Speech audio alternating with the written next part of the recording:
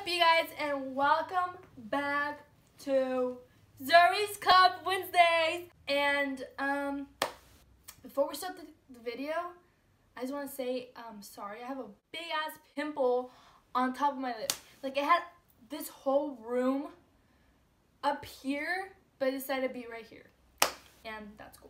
As you can see by the title of this video, I'm gonna be telling you guys story time on how I almost got shot. And this is not clickbait. Like, I'm being dead ass about this. Like, this was like for real, so you guys. Like, it was crazy. I know. Let's just start with the video, okay? Let's just start with the video. Alright, so this was in April or like in May of 2018.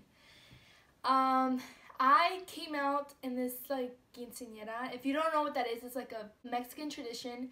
When every girl turns 15, they make a huge party because, you know, she's becoming a woman, you know? So my friend asked me if I wanted to be in like her like quinceañera, you know, like to dance and stuff. And I was like, sure, you know, why not? Like, yeah. So she lives like, I would say like 15 minutes away from where I live. It's like another town close to my town. Now, whoever lives where I live or whoever goes to school with me or whatever, you guys know what town I'm talking about. Let's name it the G town. Even though that's basically what it's called. But I'm not giving out the full name of the town. Anyways, it's called the G town, right? She lives there. And yeah, that's like about like 15 minutes away from where I live. Or like 11. I don't know how much really. The practices were always over there. And so, you know, it wasn't every day, I think, maybe it was every day, I'm not sure. But, you know, the practices were cool, they were chill, like, we were practicing our dances, so, you know, on the day of the party, it'll be good. But except for this day. So, my friend, he lives down the street from me, and everyone probably knows who he is, but let's just name him, Mark. Mark asked if I wanted to ride because his mom lent him the car. So he asked if I wanted to ride over there. And I was like, yeah, sure. So he picked me up and then we drove over there. And we got to the girl's house and let's name the quinceañera Patricia. Patricia, okay, so we got to Patricia's house and, you know, we practiced the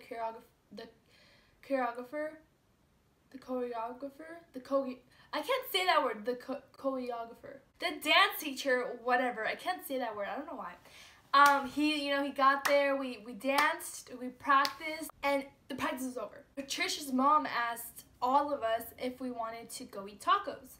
Because she had a friend who lived in the G town, and he had a taco business at his house in the front yard, you know?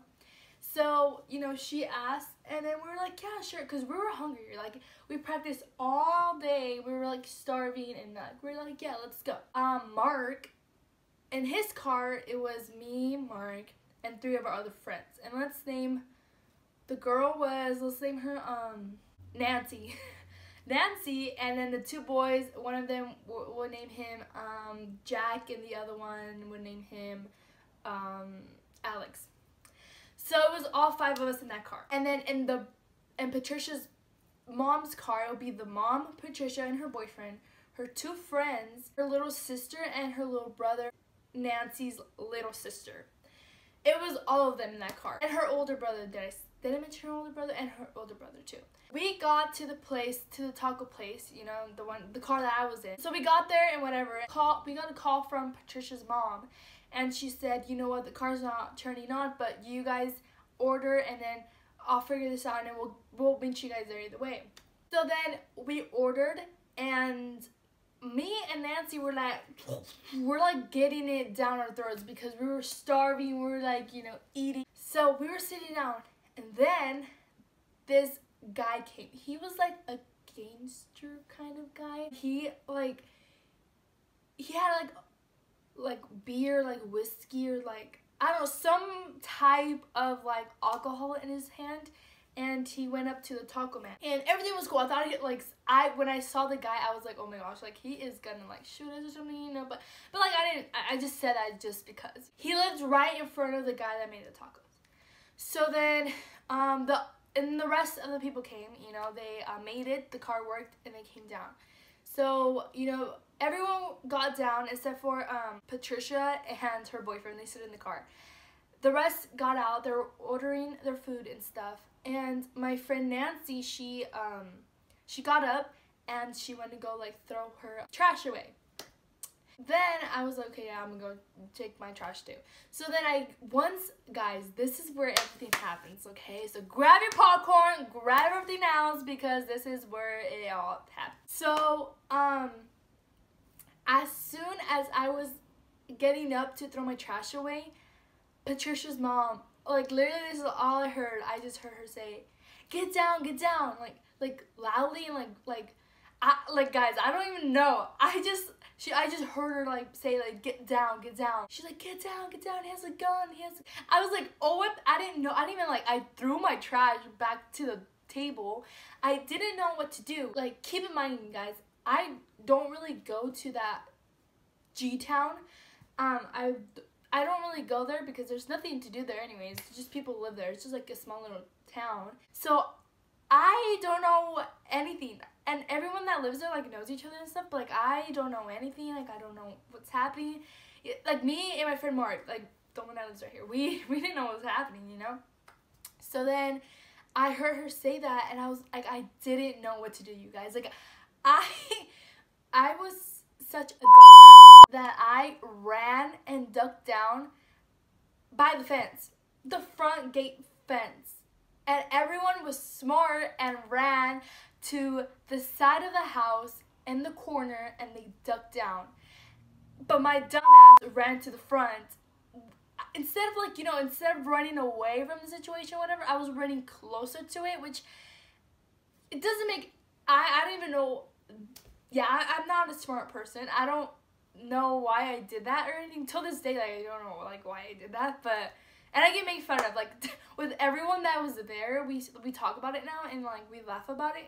But I ran over there. I seen Patricia and her boyfriend run out of the car into the neighbor's house, and then I looked through the little gap of the gate. Like I was just looking there, and I seen the guy with like the gun in his hand, and there was a car there, so I think he was like gonna shoot the car, but then someone had a bat as well, and I'm like, oh my gosh. And then I looked back at everyone else and I seen Patricia's mom and Mark. They were like, come. Like they were telling me to go over there, and I was like, oh hell no. Like if I go over there, I'm gonna get shot. Like I'm just gonna get shot because he's gonna see me and he's gonna shoot me, you know.